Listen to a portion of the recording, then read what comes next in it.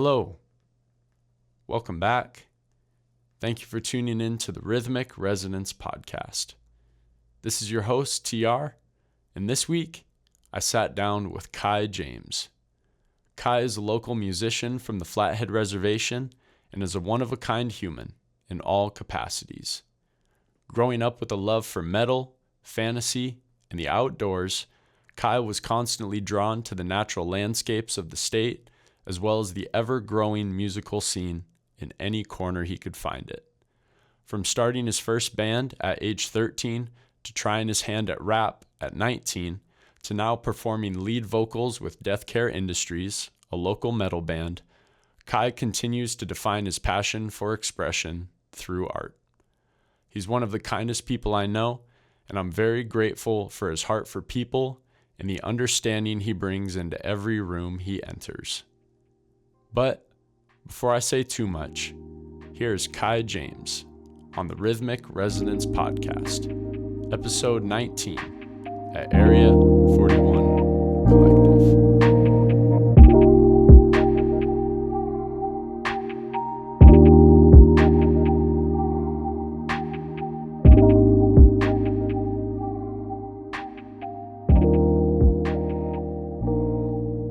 So, where are you from?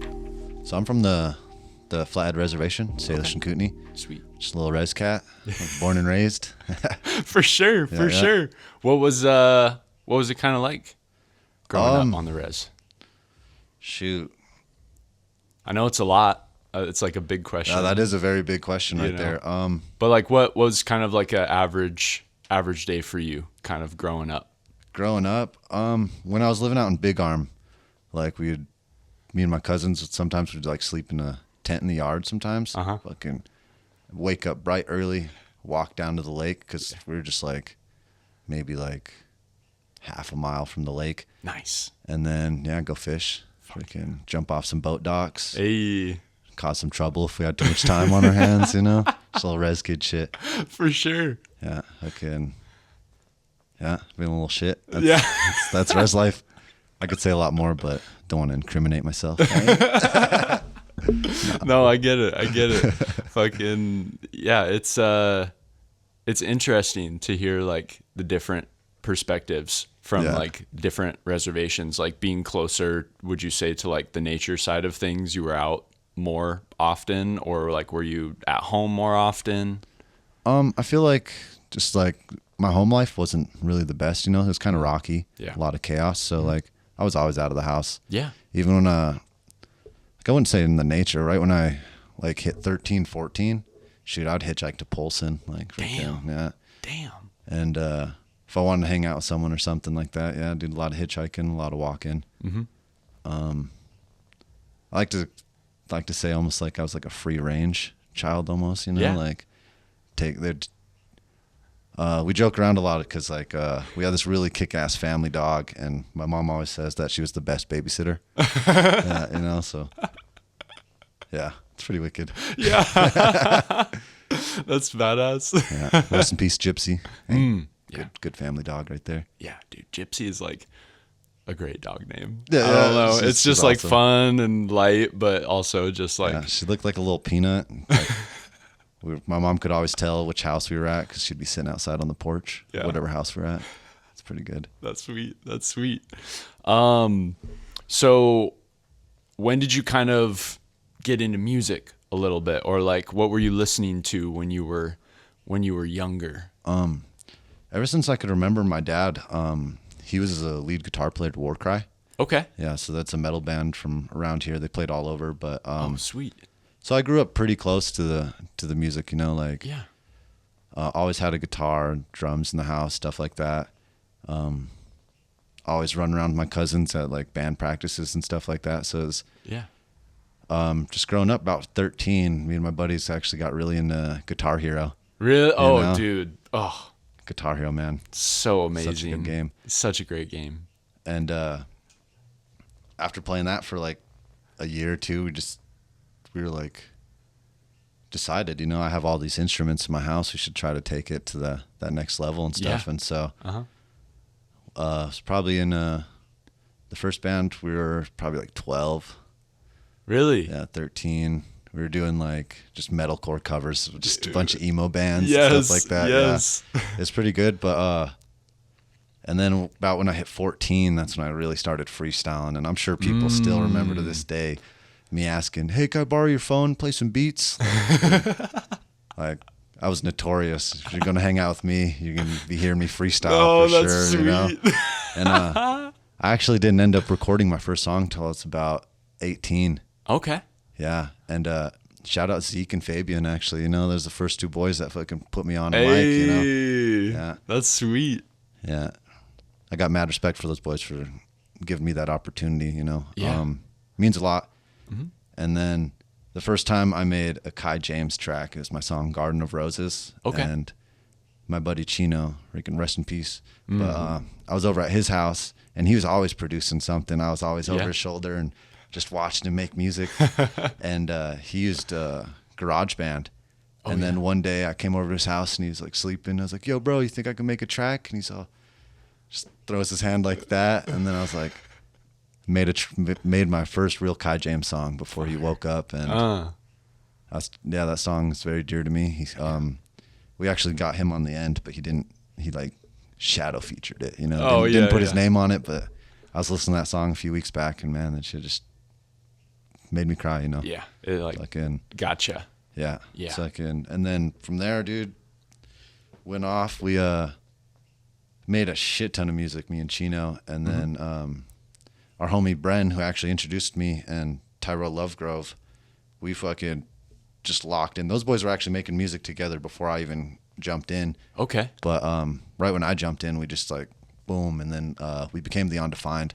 And that was like, we went hard. Yeah. We made some pretty awesome tracks, and yeah, freaking life happens, when you're freaking, I drank a lot and probably fucked that up, but still treasure those memories for sure. But yeah, man. Yeah.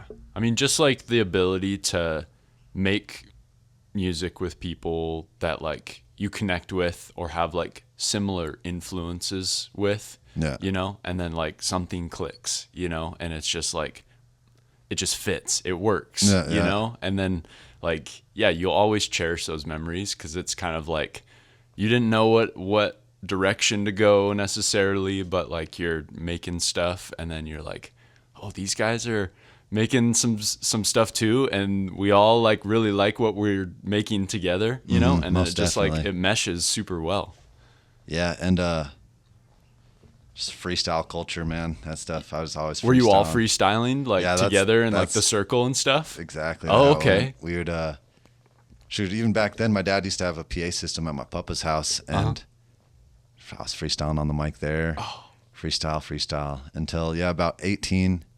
Made that song. I think I'm freaking looping again. So after the Undefined, I started doing a lot of my own solo stuff. I got sober. I quit drinking, quit doing drugs. Actually, the Undefined is what helped me get sober from like meth and all the harder drugs that I was using. Yeah, man. And through the Undefined, I was drinking heavily. Just not a good person, not a good friend, and I hold regrets to that, but I haven't drank for 7 years, so it's like beautiful, good for you, man. Turned my life around, but those regrets will always still be. They'll always be a scar for sure. Yeah. I mean, like with the like, you'll always have the scar, but like scars fade, and like you learn how to live with them, and like sometimes they just like, there's days you notice them, and then there's days that they're gone, and you don't even like think about it, That's a beautiful way to put that. It's an okay thing, because they'll always be there, those like memories and times and regrets, but like you just kind of learn how to live with it. Same with like grief, and like losing friends and whatnot, and just different things that happen in our lives. Like it's our first time experiencing life, so it's like, most definitely. Got to give ourselves a little bit of grace, as much as we can, because it's our first time trying it, and no one ever got it right the first time, Yeah. Yeah. Most definitely. A lot of the music too, back from when I was there, came from a place like that. Like a lot of it was just me trying to get through my depression, or just being a confused teenager, not knowing what to do with my emotions or myself, and not knowing where I wanted to be in life. And that music was a healthy outlet that I took out of drinking. Yeah. And man, like, got to shout out my wife. She's actually the first person that was like, you need to record this. Like, you need to start putting your lyrics on some beats. And getting it out there. Yeah. And I would not be where I'm at right now without my wife, Twy, for sure. That's beautiful, man. After the Undefined, though, doing that solo stuff, I ended up linking up with Death Care Industries, and I was opening up for them, and then had their drummer Zach back me up with one of my hip hop sets at the Valley show with Shadow and them. Yeah, when they did the music video there. And that was the first show I had a live drummer. Dude. And we need more of that, like hip hop shows with like live instrumentation. Yeah, like most definitely. Oh my God, dude. It's like, such a different energy, different vibe. It is. Yeah. And I actually just noticed that because I did Tot Fest a few weekends back, and on the 16th, and that Valley show was on the 15th of August. So it was 3 years apart in one day. And it just got me reflecting a lot, like just how much can happen in 3 years, you know? Yeah. Yeah. No, I mean, like, you can go so many different places and so much can happen, you know, and you can grow a lot and become different. Yeah, most definitely. Like, looking back at that time, you're like, I know what I was feeling. Exactly. I know the angst, you know, that was like there, and then that angst might still be there. It's just like in a different form. Yeah, like even thinking about the set list I played there, a lot of it was just being like angry, feeling alone, and like just not knowing, you know, just that in the lack of direction, pretty much, you know. That's just what that whole set list was, and like a cry for help. Yeah, for sure. And then the set list I played at the Tot Fest, you know, that song, like those songs are about like my reservation, my home life, and never giving up on my dreams, and staying true to my word, and holding myself accountable. Yeah. And having like purpose, behind the music, that like it's not as much just like an outlet or an expression now, but it's like a defined vision of like where you want to be. And that's kind of crazy, because when I was making all that sad, lost music, the Undefined, and the way you said that, defined, like I feel very defined now with my music. Like I know where I want to take it, and dude, that's beautiful. That's beautiful. And how was Tot Fest? Was it solid? Tot Fest was awesome. Bunch of tater tots, potatoes, bunch of metal. Yeah, bunch of people getting that shit out, dude. Mosh pits I live for that for sure. Yeah, I live for the mosh pits, man. Shit's fucking where I need to be. For sure. It's big energy, dude. Yeah, most definitely. That's a healthy outlet too, right there. Holy cow. Just like moving, you know, and like just throwing, and you're just like in that like flow state, you know. Yeah, most definitely. And it's kind of nervous at first, you know, when every show I'm like, oh, I feel like I'm making a fool out of myself, and then 2 songs later I'm with like 16, or like depending on how big the show is, it's just overflows the room, and then and the Missoula has a great music scene, like especially downtown, you know, when we do free all age shows and stuff, people just kind of wander in there, so it's like they've never experienced that type of music, and now they have an outlet to like, they get to go crazy, exposure. You know, like that chaos is needed in life for sure. And how would you describe that? Because I love that, like that chaos of like the mosh pit and like the metal shows, and just like that like energy. Like, how would you describe that, like that chaos? It's almost like a trance. You kind of get lost.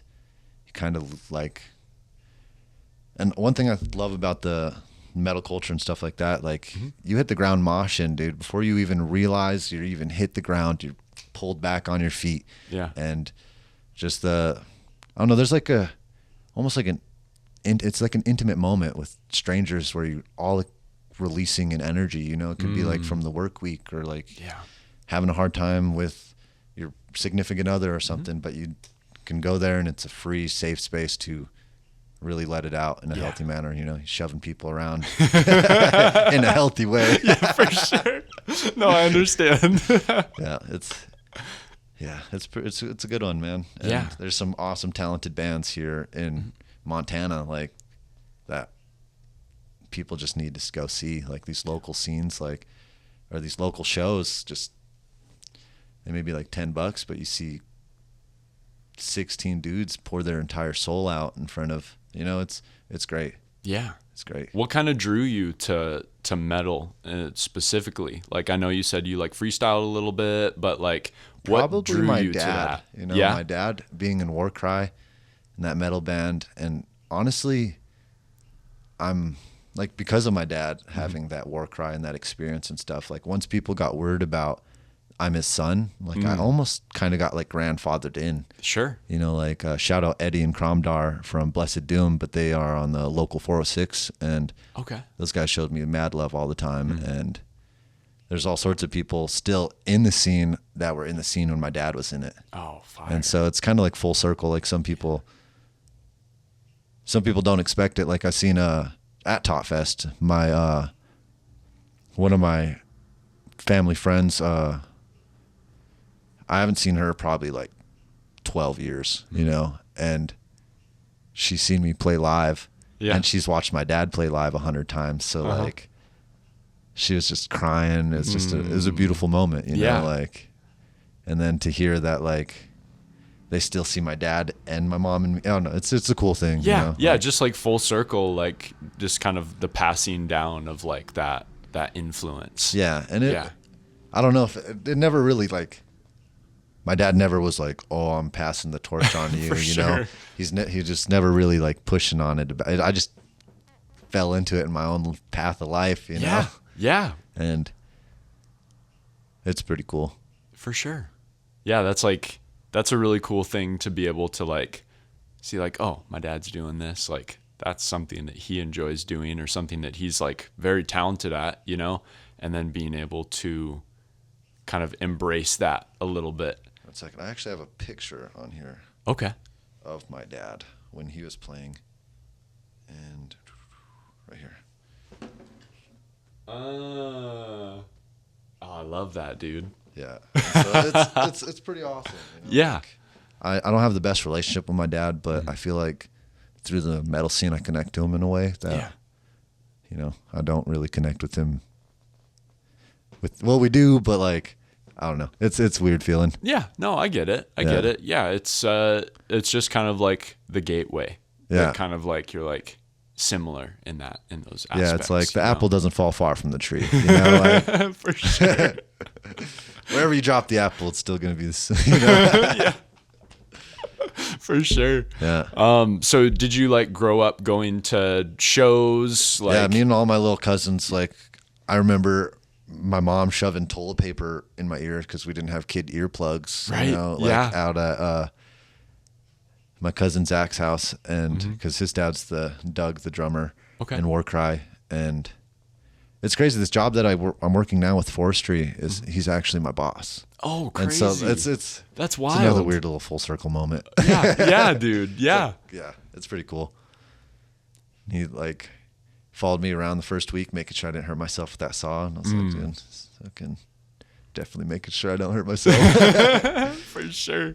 Yeah. But like growing up, just going to shows and seeing. Yeah, know. Like I remember my dad would be like, go ask that band, help them load their equipment if you want to try to get a CD from them or something like that, you know? And like I would always do that, try to be like roadie, holding gear, carrying gear. Yeah. And just like learning how to plug in stuff and like running a PA system from and that knowledge went into my experience with like when I started producing and doing all that stuff, and kind of fell out of that, but I'm getting back into it. For sure. Right back into it. Yeah. Yeah. So you recorded, you made your kind of first song, and, like you really felt like it was something. 'Cause I've heard like I can't remember. I think it is the Tyrell song with like the blue cover and the skulls on it. Okay. And it's like almost like a little Suicide Boys-esque. Oh, okay. Yeah. That's like Ghostface almost. Yeah. We were doing some or crazy. Ghostmane. Yeah, Ghostmane. We were doing some off the wall. Lord can't do shit or something like that. That's actually with my boy Eric Laurent from Canada. Right. That's who it is. Yeah. No, but I thought you were talking about the song "Something Soft" with Bren. Oh yeah. That song. I don't know. We've always touched like almost borderline like satanic. For sure. Like that dark like doom. Yeah. Metalcore, doomcore. Just edgy. Yeah. Just had to be edgy. But it hits. Yeah, it's pretty fun. Yeah. My boy Eric, he's actually from Canada. I've done some pretty crazy songs with some people from all around. Like he's from Canada, and then shout out my boy Devlo, him and DJ Bullocks. I made a track with them. Oh, sweet. When he was like 14, 15, and those boys were from Zimbabwe, Africa. What? Yeah, I'll have to show you that track.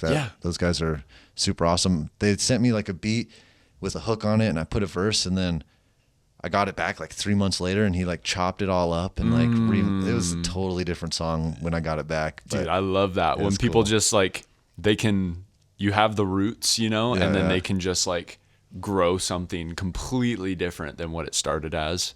Yeah, that was a pretty cool experience. Yeah, Kai James touchdown in freaking Zimbabwe, Africa. Hey? That's pretty cool. I love that. So after you kind of like did the rapping stuff, and you were doing the ciphers, I think that was like my first introduction. Seeing you on like the new wave ciphers, and back in the first run of them, like 21, I think, because you were on one with Rude. 3 with Zeke and Magic and Rude. Yes. Yep. And you guys were in the forest and stuff. Yeah. Heading up to the Jocko. I think it's all flooded out. Yeah. That was actually the first time I met Coulter. And really, I still think this stuff still keeps me up at night. Like, I spilled a pop in the back seat. Like, oh man, dude, that still haunts me to this day. Sorry, Coulter. You probably don't even remember, but I love that. Yeah, no. Things that keep you up at night. Yeah, that's one of them for sure. No, but you went in there and like you did your thing, and I was like, and you had that like alt style to you, like the beanie and like the ripped up like jeans and like the stripes, and like I was just like, damn, like this guy's different. Like I like that a lot. Just I don't know, you were yourself exactly in those, and I think that that's like a really cool memory that I have of you, seeing you for the first time, and like you're just like all like the fit is just like going crazy. I've always just I don't know. I'm actually pretty mellow in my appearance. How I used to be though. I used to dye my hair crazy, piercings, had dreads for like 5 years there for a minute. Damn, really? Yeah. Colorful dreads. Yeah. Like in the Lord of the Flies, I think they were like maybe 3 inches. Damn. But by the time I cut them, they were like right here. Oh, yeah. That's crazy. That's hella crazy. So yeah, like just after you did those ciphers and stuff, like when did you kind of get into like performing metal shows? After that, I've only did like a handful of rap shows. Mm-hmm. Before I did that, like there were like random shows. Like I did a couple shows with those boys in Plains, with the Death Care out in Plains, and then I was just hopping on whatever I could before I got on their band. And those guys, I don't know, we just started getting asked for shows, just like kind of left and right. Like Shauna at Monks, we do the Union all the time with Bjorn, and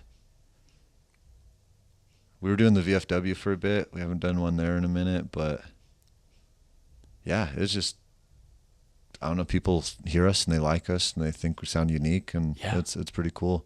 Yeah. And that was before everyone knew who my dad was. And and I wasn't really throwing that around until shout out my Uncle Jason. He's fucking my biggest supporter, dude. Since day one. He's been going to my shows. He's been to over hundreds of my shows, you know. I love that. And he's one that's telling everybody, who's his dad, like, and because I want to try to ride coattails or nothing like that, for sure. It's definitely awesome to have someone so supportive, like my godparents, my Aunt LaDonna too. She's very supportive.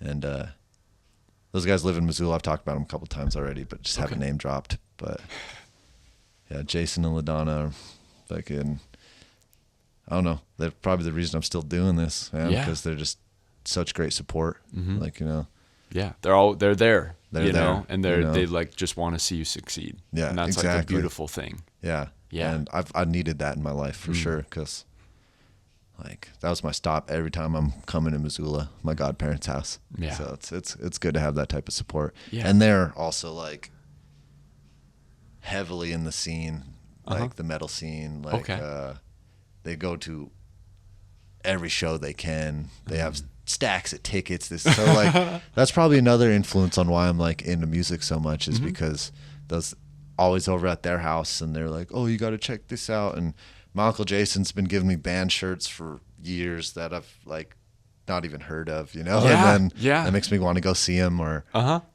so it's pretty awesome.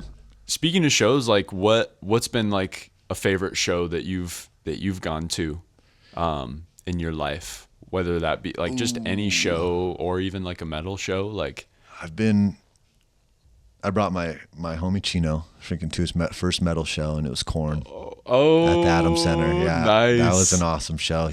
He did not know what to expect, man. He was blown away. And then me and my wife, we drove to Billings for Death Clock. Ooh, okay. And Dragon Force and Necrogoblicon. That was an awesome show. Necrogoblicon? Yeah. That's a wild name. Dude, this guy, he dresses in full prosthetic as a goblin, and he has his own podcast too. Really? Yeah.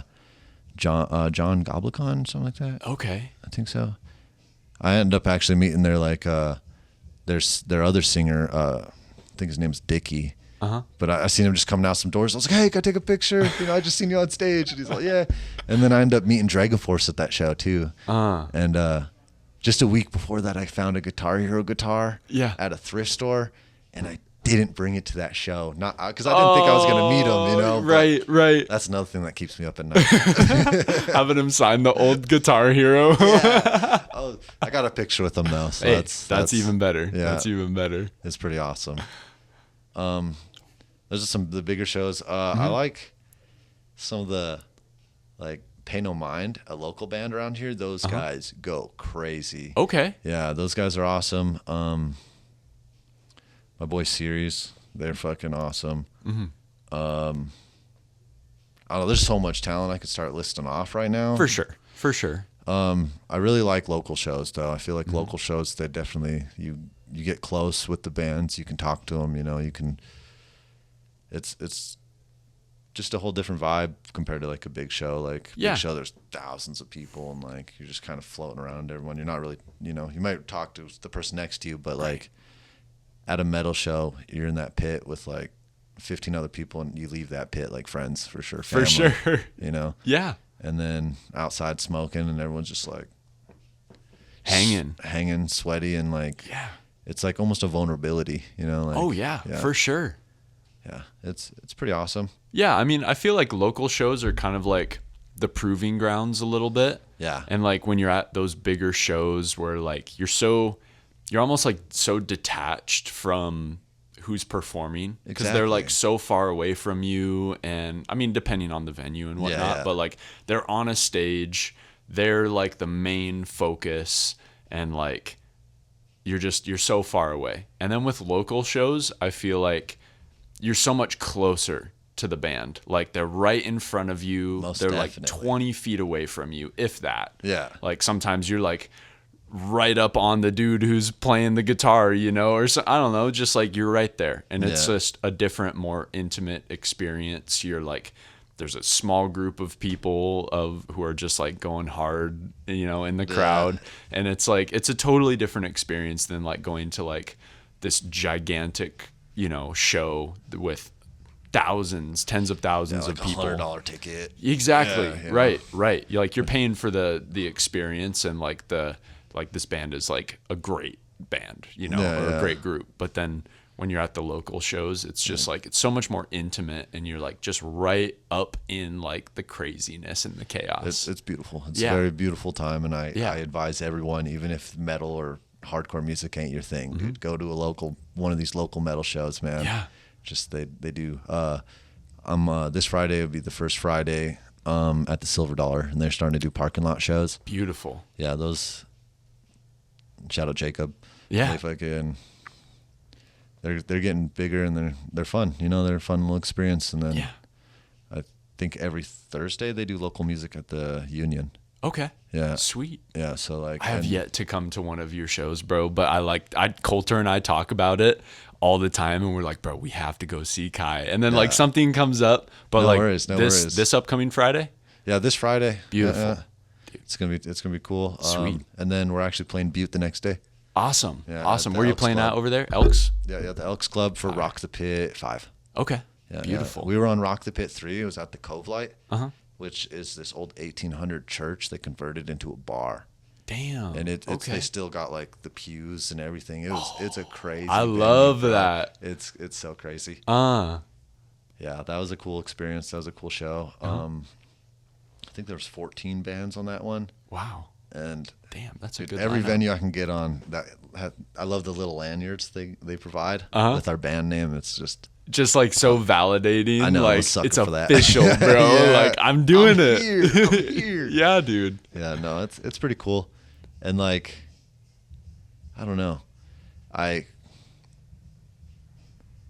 don't know. It's like just beautiful, a good feeling, and I needed that in my life for sure. This outlet, like, being a depressed, suicidal teenager, like, dude, if I didn't have this outlet, I freaking be a different story.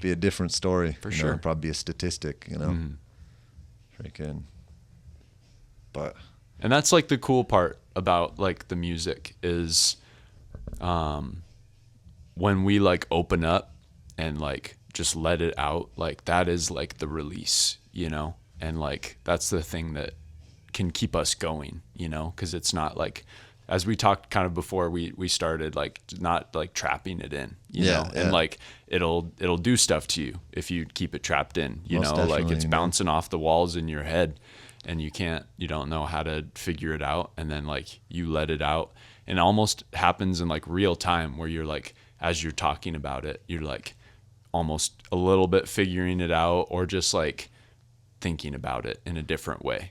Cause like you're being vulnerable and you're letting it out, you know? Yeah. Making music is very vulnerable. And, you know, I've lost a lot of cousins just from their own mental health and just from holding shit in. Yeah. And so I advise everybody fucking make music for sure. Yeah. You know, like, or create, draw, craft, fucking build some sticks, you know, put them in a pile, something, you know, just express your feelings without punching a hole in the wall. You know what I mean? Yes, for sure. Just have an outlet. You know? Have an outlet. Find an outlet. Yeah, that's for sure, dude. They'll save lives for sure. Just finding an outlet, being creative, like just expressing yourself, and probably not caring, you know, Caring too much. You know, you can't care too much. Like, everyone's going to say something. Yeah. Like, you know, there's opinions everywhere. Yeah. And that's what music is, you know, being Exactly. subjective, and like people like what they like, and some people are more apt to talking about what they like or not like. But at the end of the day, it's like, if you like it, that's all that matters. Most definitely. And like being kind of open to trying the new, like, that's, if more people were like, that's what I feel like so great about the scene, because it's like all downtown. There'd be like people just stumble in a building just because they hear it's loud. Yeah. And like being open to that experience, shit, that might inspire you too. Exactly. You know? Yeah. Right. Because you just don't know like what's there. You're like opening yourself up to something new. Yeah. Most definitely. Love that. Love it, man. Love it. So where you're at right now, are we going to continue to keep doing the metal stuff, keep doing like what you're doing? Like you feel pretty solid about where you're at? Do you want to like take it anywhere different? Are there cool things you want to try in the future? I want to do like a 3-month banger tour. Okay. With the band. And then I'm actually just like, I haven't released a Kai James song for like 2 years. Yeah. Until just maybe like a month ago. Yeah. There's been like 3 of them, right? I think I might have just dropped my 4th one like maybe 4 or 5 days ago. That Archer, but that Winter Summer song, I just shadow dropped it one day. I've been holding on to that song for 2 years and then dropped it and just got a bunch of comments and likes, and I was like, oh shoot, like what the hell? That's so weird. I feel like I've been just under a rock for the last 2 years. Like, you know, I don't know. I do shit post on Facebook a lot, so I'm still in people's faces, but like I wasn't making music like how I was. I was always just like, bam, here's the next song. Everybody, hey, have you heard it? And just down everyone's throat with it. You got to, though. You got to, because you want them to hear it, you know? Yeah. I'm being a little more like, a little more passive on it, you know? Sure. Especially with, I actually ended up losing my DistroKid, my email to that DistroKid. I didn't 2-point verify it, and it was on that computer that crashed I was telling you about, dude. Oh man, so every time I try to sign into that email, it's like, please sign into a device you've used before, and it's like, yeah. So honestly, with the next step, I think once I get some real sturdy stuff made on my solo stuff, I want to rebrand, and I think I'm gonna just go under Mal, because my full name's Malachi. Okay. And so MAL, just the first 3 letters. I think I'm going to rip that. Yeah, that's badass. But I'm going to be a little more articulate with it. Like, I want to plan dates. I want to preview drops. I want to have an album release party, and then I want to tour that. But all with a live drum in a hip-hop sense, you know? That'll hit so hard. Yeah, most definitely. That's where Kai James is going. Sweet. But with Death Care Industries, I definitely want to... Like, because with our album release show, that shit was a fucking bomb, dude. That shit blew up. You guys had like the like CDs in paper bags and stuff. And I was like, I love that. DIY'd all that. All our albums. Like, I made handmade stamps and hand stamped every single one. And then our bassist screen print on brown paper bags. And then those boys advertised it like crazy, and then on the day of the show we had over 230 people show. Love that, man. Yeah, it was pretty awesome. And it was just the craziest experience, you know. Yeah, that many people show up for us was an experience. Yeah. And we didn't sell our albums. We put up a sign that said pay what you feel like, and if you can't pay, feel free to take one, because we just wanted our music in people's hands, you know. Yes, man. Yeah. And the band I'm working with, man, these guys are awesome. You know, they're very genuine and humble people that are just willing to give back. And like every time we make money on a show and there's a touring band, we give it to the touring band. You know, let them freaking take it. And that's cool. Yeah, no, we're not going in it to get paid. You know, we're in it to express ourselves and just have a good time and do what you love. And the band is such a talented group of individuals, and I'm just so honored to be brought into them. I tell them all the time, man, they're just so dang good. Yeah. Freaking. Is it just the 3 of you? No, it's actually a 5-piece. We got 5-piece. Okay. So we got Andy and Mike on guitars. Okay. And then Jacob's on bass, and then we got Zach playing drums. Beautiful. And then me on vocals. Yeah. Andy hit some fucking sweet ass backup vocals too. So okay. I just had band practice. I was like, God damn, bro. That shit fucking. It's pretty cool though. Like I always joke around about crying, you know, like I used to get teased being a little crybaby, but you know, I ran with it, you know, express yourself, be emotional, fucking let that shit out. And, yeah. But no, dude, that's sweet. Like just finding a group of people that like you can just create something with and connect with, and like, it's all good, you know? Yeah. It's super awesome. And like the writing process is way different than how it is with like a producer and like a beat, because like all these guys are like musically inclined and they talk about like timings and like I'm just always out of it. I'm like, what the fuck? They're like, you know, after the 3/4 and the 5, like I'm like, what? But the way I write, I'm like, okay, there's this section, a little bridge section, that section, and then I'm like, right for this part, that and that, and then I don't know. It's pretty cool. Yeah, it's just like a different lane than what like you're used to. Most definitely, doing. And it's a cool experience. Like how, and when we're just jamming, like warming up, like our guitar player could throw in a little riff, and then the bass will add to it, and then drums come in, and then I'm freestyling, and, back to freestyle, and the freestyle never ends. Shoot, I love that. Just so open and free. Yeah, no, for real. It's. I'm sure it's just as healing for them as me. Yeah. It's good. Love it, man. Love it. Well, just having some final thoughts. Is there any advice that you would give as like an artist, as a person, as a human?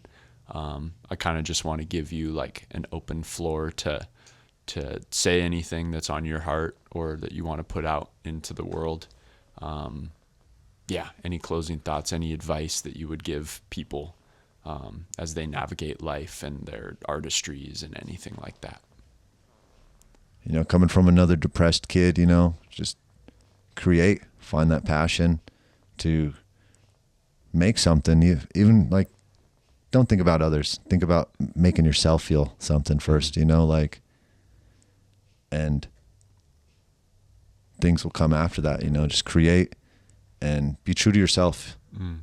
Freaking, it's hard, but sometimes you might need to take advice, like people are always throwing advice, but just listen, have an open ear.